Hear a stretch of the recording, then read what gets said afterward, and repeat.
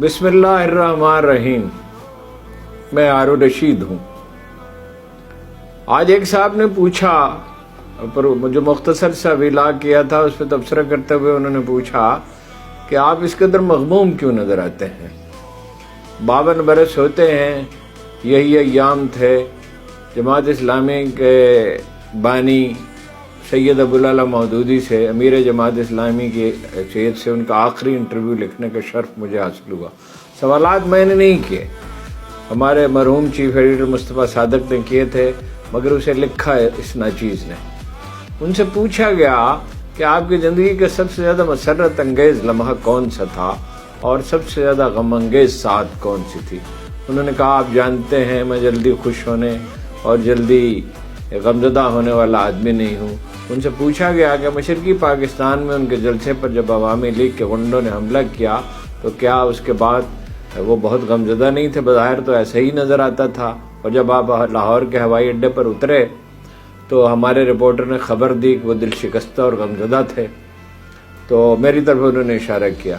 تو انہوں نے کہا کہ جب ملک فیصلہ ساز ملوث ہوں ملک کی تباہی میں تو کیا آدمی غمزدہ نہیں ہوگا، دل گرفتہ نہیں ہوگا؟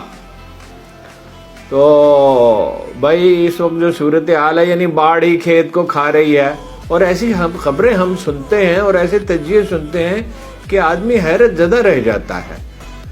مثال کے طور پر یہ تازہ ترین جو خبریں سننے میں آ رہی ہیں آج دوپہر سے کہ بھئی اقتدار کے بندر بانٹ کیسے ہوگی، یہ بڑا پرابلم ہے.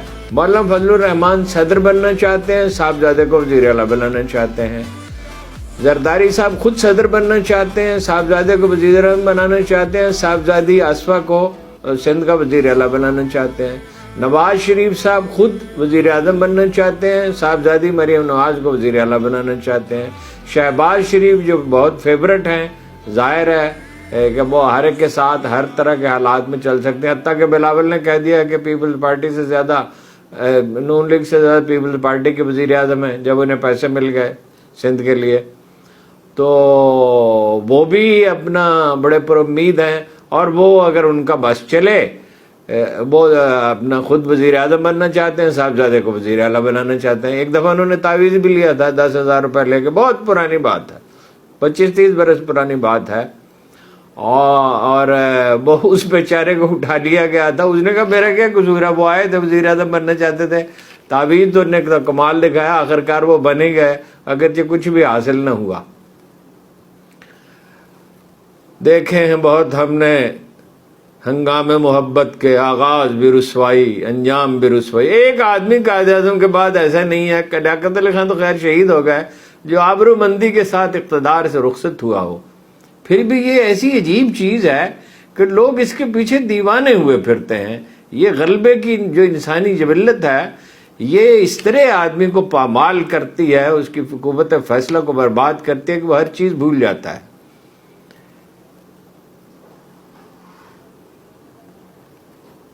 وہ شعر میں یاد کرنے کی کوشش کر رہا ہوں کہ متاع دین و ایمان لٹ گئی اللہ والوں کی، یہ کس کافر ادا کا غمزہ خون ریز ہے ساقی. اب بتائیے کہ ایک طرف تو ملک کی سب سے بڑی پارٹی کو آپ اقتدار سے الگ رکھنا چاہتے ہیں، اور آپ نے ایک ایسا ہنگامہ اٹھایا کہ وہ ملک دشمن ہیں اور غدار ہیں اور دہشت گرد ہیں اور 10-12 ہزار کارکن پہ گرفتار کر لیے، اور اس کے لیڈر کے بارے میں کہتے ہیں کہ بھائی اسے نااہل قرار دے دیا جائے گا یا اسے گرفتار کر لیا جائے گا، اور اسے کہا گیا کہ ملک چھوڑ کر چلے جائے. ملک چھوڑ کے جانے والا تو وہ ہے نہیں، جس مزاج کا وہ آدمی ہے.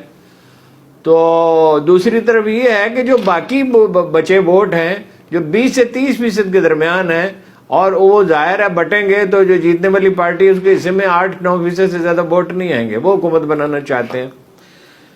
ایک صاحب ہیں شبر زیدی، آپ سب انہیں جانتے ہیں. ہمارے ماہرین معیشت میں سے کوئی شخص ایسا نہیں ہے جو اتنی